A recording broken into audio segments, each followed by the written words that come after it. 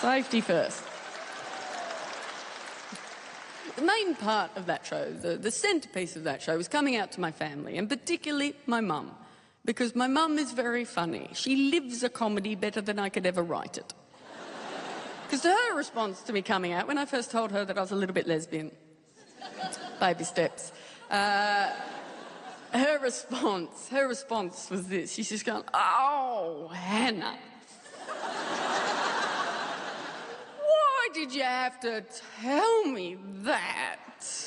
That's not something I need to know. I mean, what if I told you I was a murderer?" It's still funny. And it's a fair call. Murderer. Murderer. You would hope that's a phase.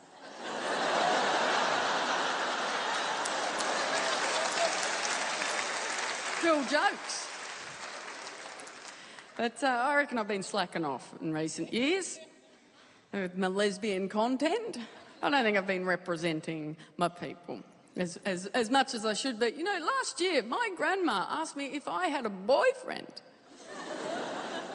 And I realised in that moment that I'd quite forgotten to come out to Grandma. But I remember it being on my to-do list. I thought I'll wait till it comes up in conversation. But it never does. But finally it did. But I did not take the opportunity. No, I deflected it like a real man. I said, nah. Nah, Grandma. Nah, I don't have time for boyfriends. Plural. Confident, wasn't I, that if I had time, heaps. And she said, well, you never know.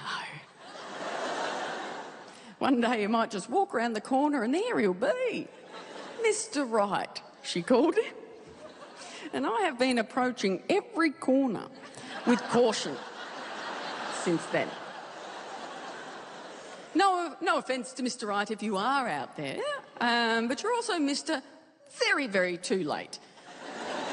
Because I've done quite a lot of work on this lesbian situation here, and I don't imagine I've got a tight turning circle on identity. Imagine the feedback.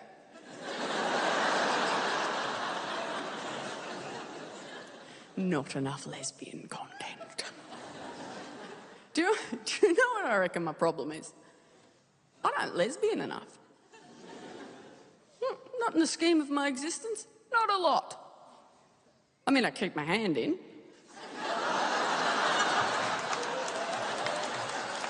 Bit of lesbian content there. I'll be sprinkling it throughout the show. Keep your feedback forms to yourself. No, I mean, if you were to plot my week, not a lot. Not a lot of lesbianing gets done. I cook dinner more. I cook dinner way more than I lesbian, but nobody ever introduces me as that chef comedian, do they? Not enough lesbian content. I should quit. I'm a disgrace. What sort of comedian can't even make the lesbians laugh? Every comedian ever. Oh, that's a good joke, isn't it? Classic. It's bulletproof too. Very clever, because it's funny, because it's true. The only people who don't think it's funny are us lesers.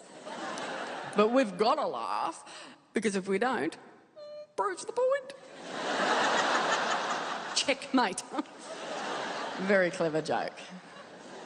I didn't write that. That is not my joke. It's an oldie bit of goldie, a classic. It was written, you know, well before even women were funny.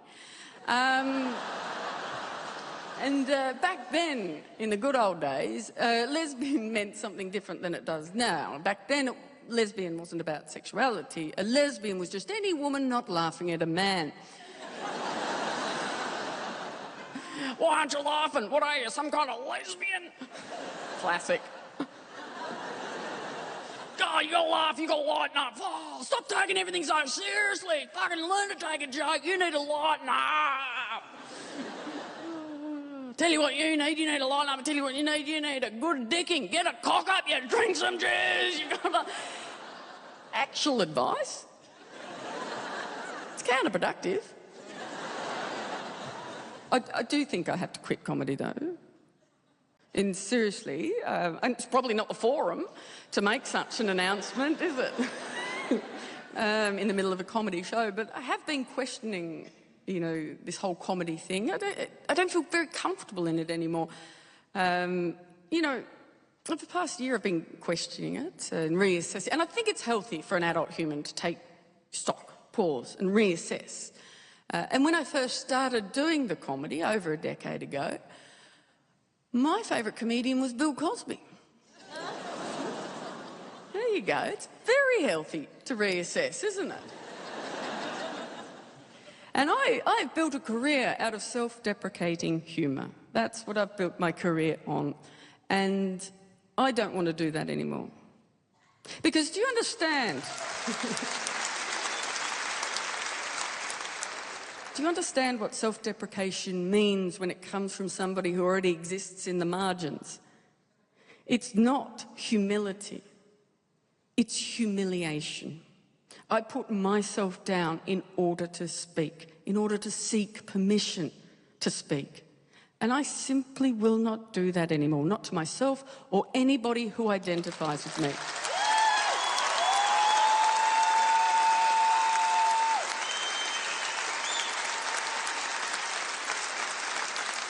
And if that means that my comedy career is over, then so be it. I got a letter on Facebook recently, you know, and I say letter because I'm very bold, controversial, but I'll call it a letter because it said, "Dear Hannah, comma, new line." A bit of feedback. And it said, "You owe it to your community to come out as transgender." Now, all jokes aside, I really do want to do my best by my community, I really do, but that was new information to me. I don't identify as transgender, I don't. I mean, I'm clearly gender not normal, but I don't think even lesbian is the right identity fit for me, I really don't. I may as well come out now. I identify as tired. Just tired. There is too much hysteria around gender from you gender normals. You're the weirdos. You're a bit hysterical. You're a bit weird. You're a bit uptight. You need to get a grip. You know, you gender normals. Oh. Seriously, calm down, gender normals. Get a grip. No, I'm in a dress. That's fucking weird. No, it's not. Do you know what's weird? Pink headbands on bald babies. That's weird. I mean, seriously, would you put a bangle on a potato? No, that's organic. I paid a lot for that potato. Now, of course, I understand why parents do it. Clearly, they're sick and tired of their beautiful baby girl being mistaken for a boy baby because of the no-hair situation. I understand that. But the thing is, I don't assume bald babies are boys. I assume they're angry feminists, and I treat them with respect.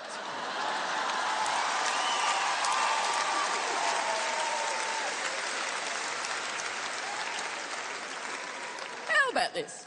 How about we stop separating the children into opposing teams from day dot? How about we give them, I don't know, a good 7 to 10 years to consider themselves on the same side? Did you know human men and human women have more in common than they don't? Did you know that? I mean, I don't think many people do know that because we always just focus on the difference. The difference between men and women.